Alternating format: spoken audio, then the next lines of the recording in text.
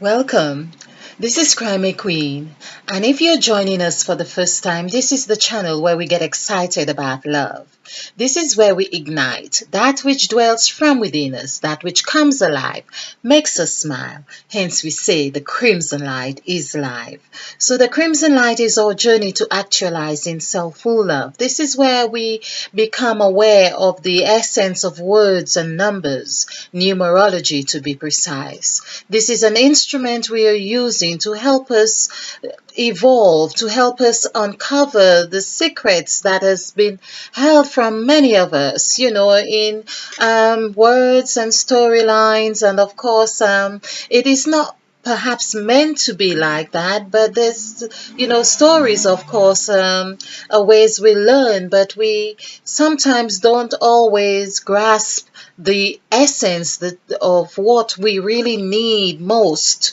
We may just take away the superficial aspect of it, especially if it's entertaining as well. So these are things we are exploring here. It's the story of Abraham and Sarah. Of course, they're an elderly couple who have not got children. And God has promised Abraham that of the land of Canaan, to go to Egypt, and there he would have the land. Of course, it was promised that as far as your eyes can see, of course, that would be yours, And so that was really it's that story as well. It's as if God, it was always in a sort of bet, which reminds me of the word big betwixt in the scripture, and the story of Job as well. That is very much the same. So there's always some kind of negotiation going on, as much as we see God as the God of commands, because of course he gave Moses commands, or given us commands, and commandments. So we see that there has been a sort of confusion between that which is a command and that which is also luring us into some kind of agreement, which perhaps does not leave us with much choice. But however, the story of the couple, the elderly couple, is that Abraham, the husband, says to his wife, his elder, well, of whatever age they were then, because you are so beautiful, because you are really, so beautiful, they might hurt me. And so when we go to this land in Egypt, you've got to say to them that you are my sister. And don't say you are my wife, because they might get envious and, and kill me, and have you. And so it's that sort of concern. And of course, it meant that she would have agreed to this and taken in. The story does give the indication that she had her maid, Hagar, and so she must have been living quite a wonderful life. But it was discovered that actually she was Abraham's wife, and they were sent away. Of course, sent away in the end was sending away with her maid as well, her maid Hagar. So she must have acquired a degree of prestige and not just prestige and wealth too, to have had her maid, to take her maid, be allowed to take her maid with her.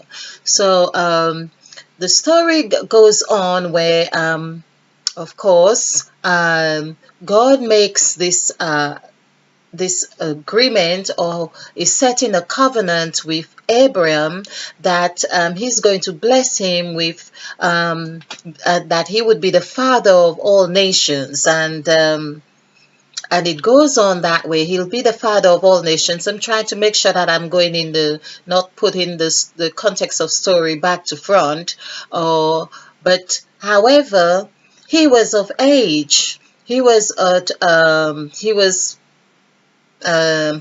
of well, he was of 100 years, or 90, or thereabout, 99, something thereabout, 99, I believe it is.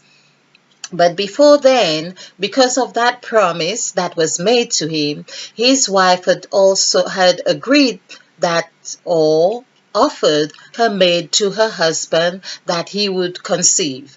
Because of course, there's the land, according to Abraham, that he has been promised all this wealth and such a wonderful promise, but he has no children, no heirs to to have this to leave this land, to all this land and all this wealth. And that's why God promised him, he'll be the father of a multitude, and so would Sarah as well. Okay. So of course I think he was 86 at the age where he had his first son through Hagar. So Hagar was the second wife. And of course, we get a story that Abraham was, well, a father would be happy, but the wife, of course, turned jealous in the end.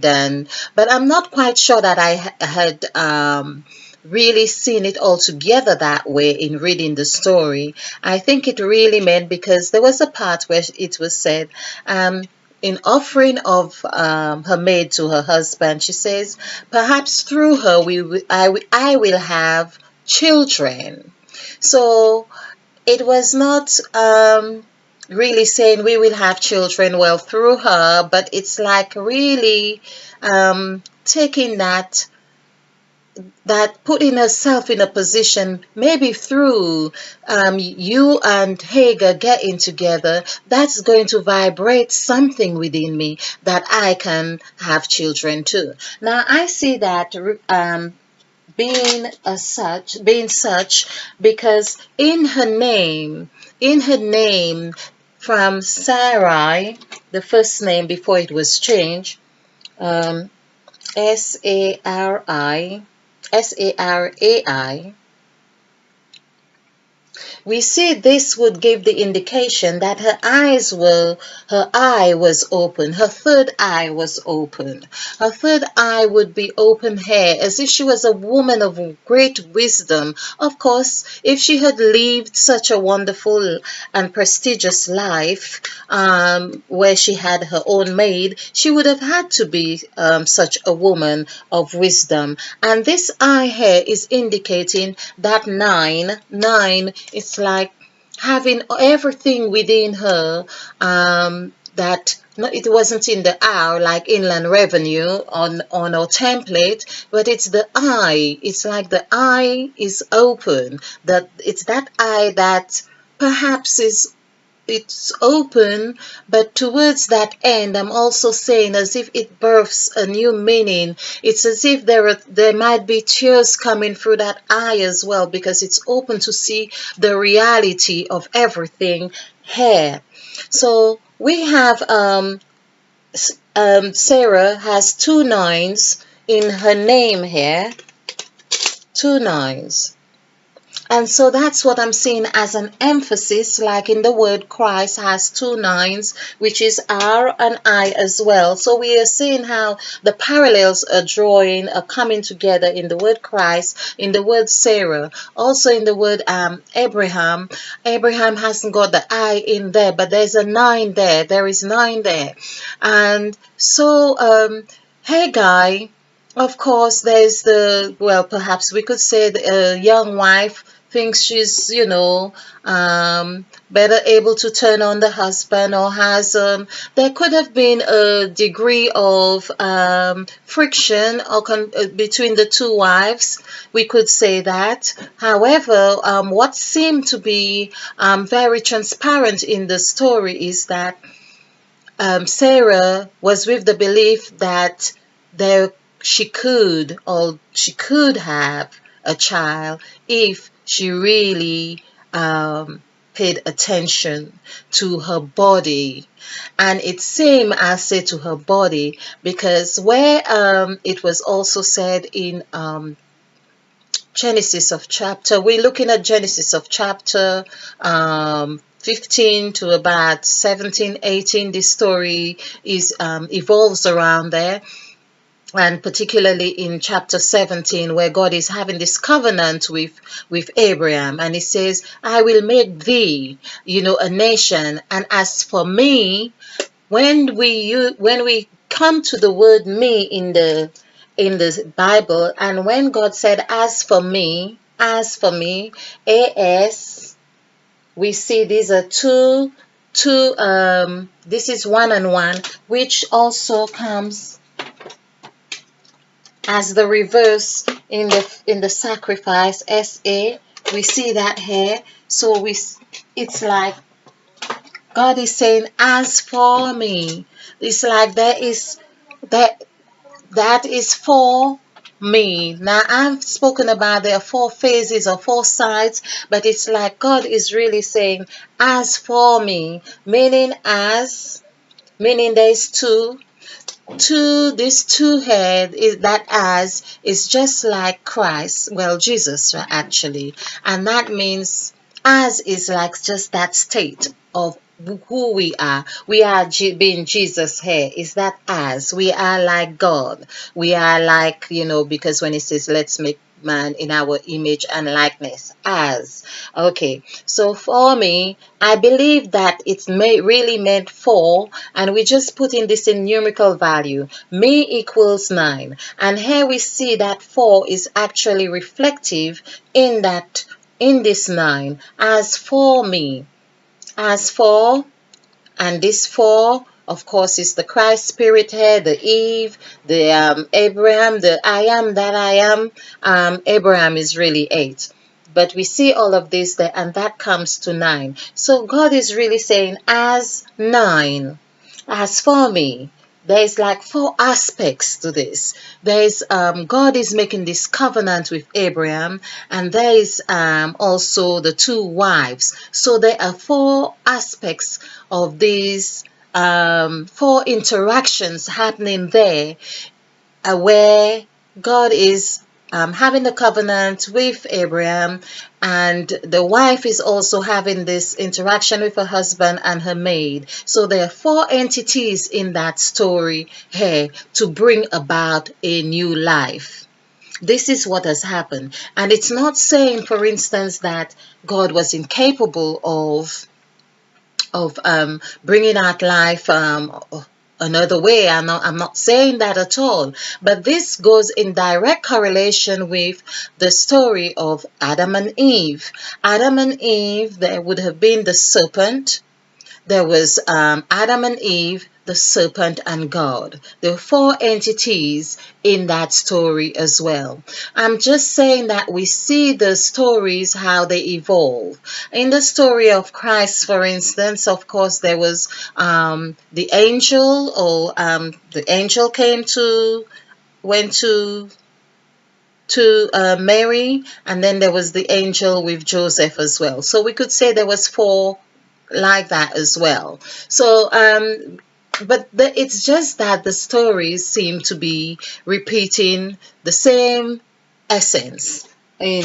So let's look at this.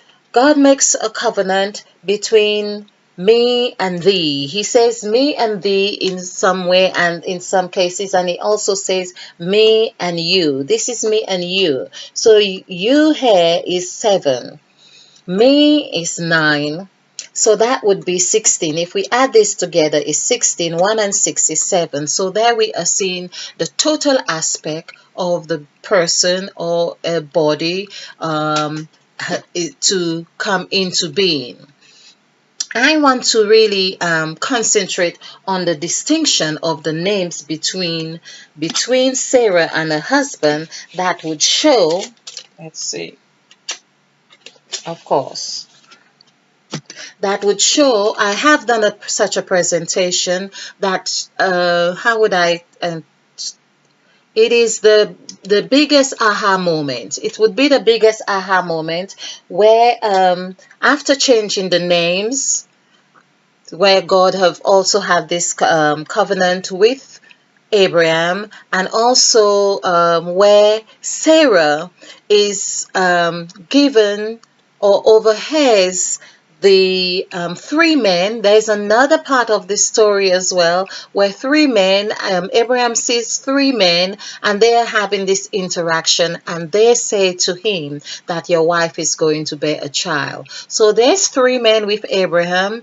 and she is going to bear a child. So that means that there were four people in that interaction, and there is one more. Sarah overhears the conversation. So she overhears the conversation and she laughs.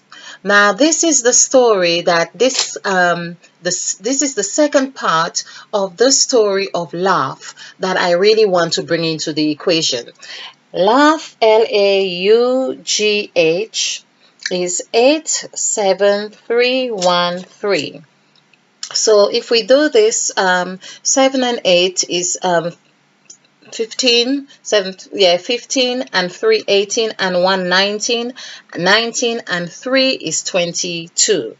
So this 22 we see here is 22 that I have done this equation that is where Sarah and her husband had laughed when God said to them that they would be with child. So that ties in very perfectly with what happens in our bodies when we laugh. So we laugh, and we, of course, all the muscle in our bodies vibrate. We could say it vibrates, and it sends out these messages. We send out this vibration into the universe. So both parties, Abraham and Sarah, laughed. Now I also had the, let's see if I can get the amount of times they laughed. So the conversation that Sarah overheard with the three men, and she laughed. The scripture said, and she laughed. And in fact, I'm just looking at the timer, is 17:05, and I believe that the story is in the chapter of 17, thereabout anyway. So 17 of Genesis. Now, she laughed, and they said to the husband, why did your wife laugh? And then she denied, no, I didn't laugh, and there was, so the word laugh and the word laughed transpired both in this chapter twice. So let's do laughed, because, well, laughed would still be the same numerical value because ED is 9. So I don't even have to really do that. So, well, I can do LAUGHED. So this is 4, 5, 8, 7, 3, 1, 3. So this is 4 and 5, 9, 9 and 9 and 8. Oh, something's on the screen. Let's just take this off. Okay. 9 and 7 is 16, and 3 is 19. 19 and 1 is 20, and is 23. So I'm not sure this is quite correct yet. So 9 and 8 is 17. 17 and 7 is 24. 24 and 3 is 27. 27 and 4 is 31. So that would be 4. 31 would be 4. 31 would be in direct correlation here with father, the word father being in the West. So this is what happens when we look at the word, the number 4. We see that the number 4 is not only present in the 4 entities that were there with, whether it was Eve, Adam, the serpent, and God. We would see that in the Garden of Eden. Also, we see that transpires with Abraham having those 3 men that he saw. The 3 men who came to tell him that your wife would be with child. So there we are, seeing that the stories really have the same significance. Of course, Eve ate et, the word et equals 8, and her eye being open, it was then God sent them to the far east of the garden. The east of the garden, east equals 9. So we see that in the word Sarah, in the name Sarah, there are 2 9s, but also the end, when we do the numerical value, it comes to 3. That 3 also could be a representation of the 3 men, of course, the 3 men who, or the 3 stars that the wise men saw, you know, the 3 in the Garden of Eden that God had put in the garden, created and put in the garden. The stories are the same. So here we are. Now, the 5th aspect of all of this, which we see with the 3 wise men with Christ, and there would be Mary and Joseph. That would be 5. We also see with Mary and Joseph, of course. So we see that and that would be 5. But of course, the 3 wise men were having the conversation. I believe it was with Joseph. Okay, let's not go too much into this. I can explore that further. But where we are seeing the 9s are there, it's like when God changed the name, and I have done this presentation, that if you're interested in this, it would be very good to see the biggest aha moment with Sarah and Abraham. This is the template. There we saw that the name change, of course, meant that Sarai became Sarah and Abram became Abraham.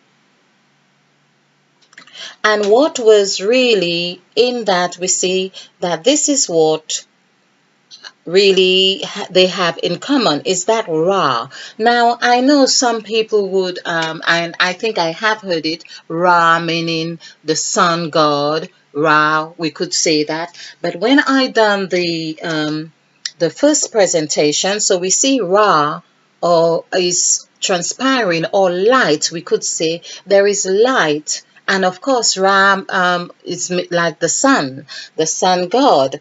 And I haven't done the numerical value. So 9 and 9, in fact, yes, that would be 18. That would be 18. So that equals 9, as in the east. RAH equals 9. So it's 9 and 1, 10 and 8, 18. So that equals, I hadn't done it before. So that equals 9, as in the east. So we see the east is appearing there. We see at the end of it, when we do this, there's an A and M, which would symbolize the AM when God says, I am. I am the beginning. 9 is beginning. And the end is 5. We see AM is 5. I am is 5. And here we have 9. Now let's look at this numerical value here. We see 1 and 1 is 2. This 2 also would be the 2 that we have seen that starts in Sarah here as the 2 that Christ was, or Jesus, the same spirit of Jesus. Then we see AB, this B, that B constitute of the 13, where Christ was sat at the table with the 12 disciples. But there's also a part where Abraham too, there is a part where the 13 transpires, yes, he would have the number of days that appear. Days equals 13, where God would said to him that every child should be circumcised, and that transpires in 13 here as well. But another thing that I really want to point, AB, this is 1 and 2, it mirrors that 2, sorry, A and, yes, 1 and 2 mirrors the 21 here. So while this 1 and 2 may also signify the 12 disciples, as in or 12, because Ishmael had 12 children as well, Ishmael. So we could see that his seed was present here too, just as Christ sat with the disciples, with the 12 disciples. So we see 1 and 2 is 12, but it also transpires here as well. Now, Sarah was the one, of course, who encouraged her husband to have this child with her maid. And that would also mean that the equation of 21 becoming 2 and 1 is 3 is also giving the confirmation of the vibration element that was necessary for all this to come about. Hence 21 here. And when we have done the numerical value with Canaan, was it Canaan? With her, of course, there's another thing that happened, because how the laughing came about was that there was the aha moment. There's an aha, A-H, which, and so this aha, let's do this in another way, that there was an aha moment, Sarah. This is H and Abraham, H-A, right. So there we are. Let's do this because I'll just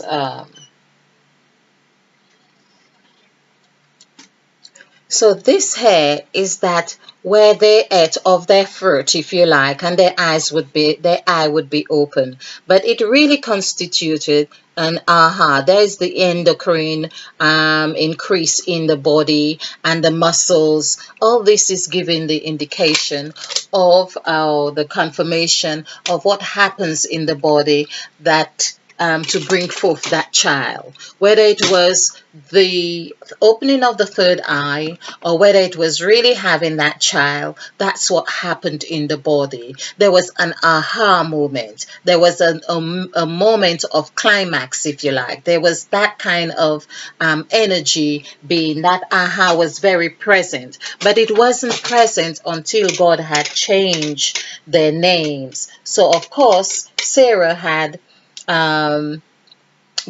she had the 2 nines, meaning she had that within her to have had the 2 children. There are 2 births symbolized in here. The 2 births symbolized here. And with Abraham, he had 1 birth, one 9 here, 1 9 here. But the aha, I'm thinking there ought to have been another, but it seemed like it was credited to Sarah at that stage. So, but the name Abraham comes to 8, and the name Sarah comes to 20. So we see the 20 denotes that the two harmonizing together or representing 2 sons, but also it's the south, it's also a death, it's also an ending, because when two symbolize that wholeness and that unity. And the 8, of course, still remained the same, whether it was Abram or Abraham, that still became 8 so there was no numerical change in the word Abraham. The numerical change only happened with Sarah. Hence, we could say a woman's body changed after giving birth, but it didn't happen with the man. That we could say that. Or also the 2 we could accredit to Sarah having that symbolic wisdom of having 2. That 2. She was able to see both sides of the story. So we could say that of course, because she's the only one with that eye symbol as well. But it's not disregarding that Abraham, his eye, he already equaled 8, but he needed to have that R, that AH element,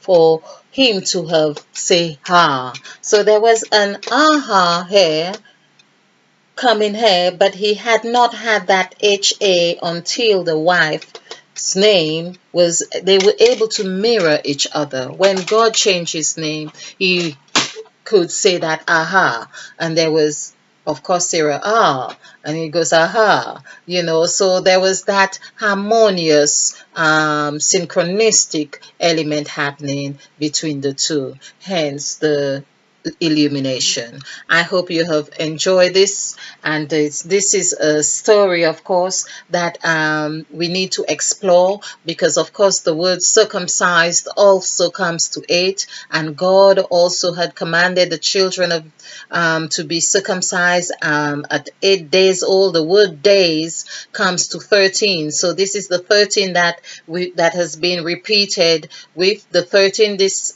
seated at the table, and of course we see the same happens with Abraham. So follow me on any of these presentations. With Eve, we see the same story. When we look at all the different stories, then we can put the puzzle together.